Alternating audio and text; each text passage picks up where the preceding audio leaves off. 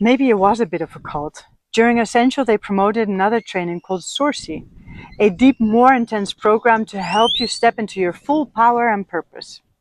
DJ and I signed up together, and that was the worrying part. From that moment we arrived, the vibe was different, stricter. Watches were banned, no water, no food, no breaks. Sessions ran endlessly, often past midnight. We were exhausted and disorientated. The trainer, a military type guy, let's call him Mr. Army Dude. His mission? To break you. The first 3 hours were pure demolition. One by one, he ripped the people apart, targeting their insecurity with surgical precision. And how we knew exactly what to say? Because we had filled in forms with our fears and traumas beforehand. And he had studied every word. I watched people crack, cry, shake, collapse, and then it was my turn. But I had already decided I will not let him break me unless he says something that is true. So when he came for me, I stood firm. What should have taken 10 minutes took 20. I pushed back, questioned him, argued. Finally he snapped. If you don't surrender, then leave. Oh, hell no, I won't give up. I refused to go. So to stay, I had to pledge obedience. The next exercise, choose the person you dislike the most. I didn't know what to expect until all the 28 people ran towards me. Every single person picked me. I tried to hold it together, but inside I crumbled. I felt like 12 again, bullied, helpless. I put my walls up, stayed strong. Don't cry, Caroline, don't cry. But the next exercise broke me completely. We were split into small groups, placed in the middle, surrounded by 5 people who would, out of love, took turns in telling why you were an awful human being. After each verbal blow, we had to respond with, "Thank you for sharing this with me. You are right." The voices grew louder, the words crueler. I couldn't breathe, couldn't speak.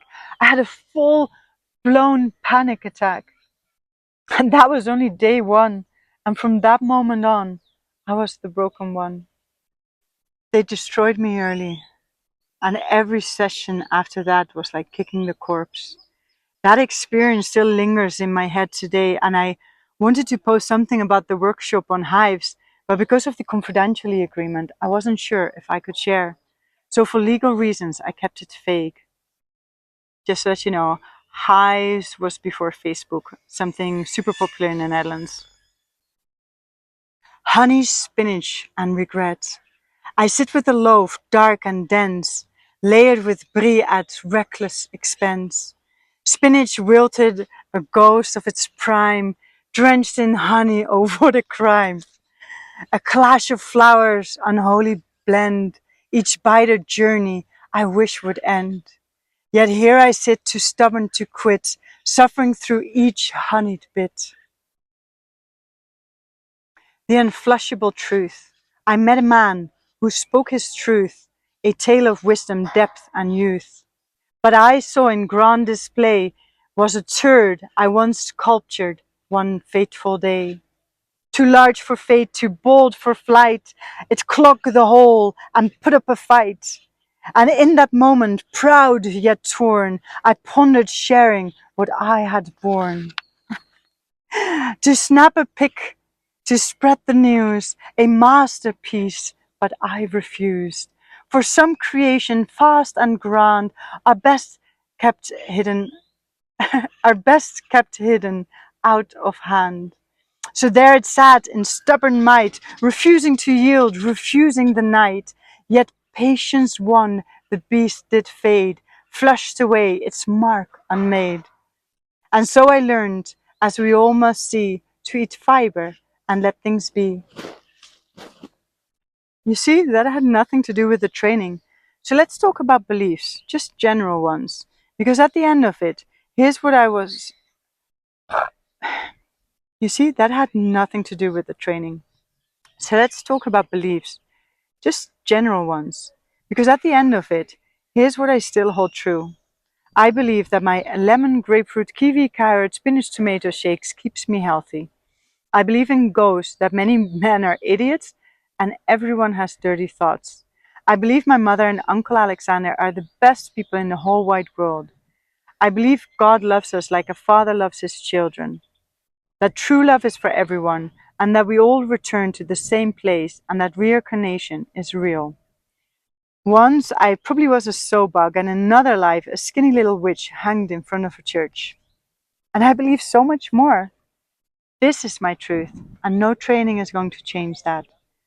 I love diversity and believe people should be free in whatever feels good to them. I only share my beliefs when someone's grounded, rested, happy, confident, able to hear without a defense. I let them think what they think, even when deep down I believe my truth could set them free. I sat in churches, read the Bible, the Quran, Secrets of the Heart Magnet, Conversations with God, and I have done a training. That one.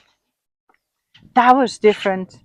I know spaces where wisdom is shared with kindness, and I know spaces where beliefs are pushed like doctrine, wrapped in care but soaked in control. When that happens, my fire wakes up. I learn what I can, then walk away. But nothing prepared me for a training where beliefs wasn't shared, it was forced. It wasn't self-discovery, it was a psychological war. The method? Push you out of your comfort zone, wear you down, then break you, emotionally, mentally, physically, so they could rebuild you in their image. They told me my old self was a lie, my walls had to fall, and the only way to be free was to accept their truth. And I, being the perfect student, thanked them for their cruelty, for what they called love. They told me I was unworthy of love, incapable of giving it, and didn't care about the people I loved. That my life wasn't worth living, that I was dead inside, that my happiness was fake, my joy a lie, that I was a fraud, a burden, a mistake, that my uncle didn't need enemies with me as a niece. My mother should be pitied for by birthing me. My father left for a reason, and they wouldn't blame him. That if they were my father, they would have walked out too. For a while, I believed them. I let those words sink in. But here's the truth. I am worthy of love. I do care. I am alive. I am strong. And most of all, I am not who they tried to make me. Belief is beautiful only when it's a choice. If someone says their truth is the only truth, tries to break you and make you believe or make you feel small, worthless, or powerless, then freaking run. That is not love and that is not truth. All of this, the pressure, the abuse, the manipulation, that was just the first day. And during the I care so I share feedback cycle, I had my first public panic attack right there in front of everyone. I couldn't breathe, I couldn't speak, I couldn't move. The idea was simple: break you down, cry like a baby, and come home to your true self. Apparently, the real me, whoever she was, could only emerge after enough shame, exhausting, and verbal beating. And when I didn't collapse on cue, when I stayed upright too long, I became the problem. One of the final exercises was the infamous lifeboat. We were guided through a meditation. Imagine yourself aboard a luxurious cruise ship.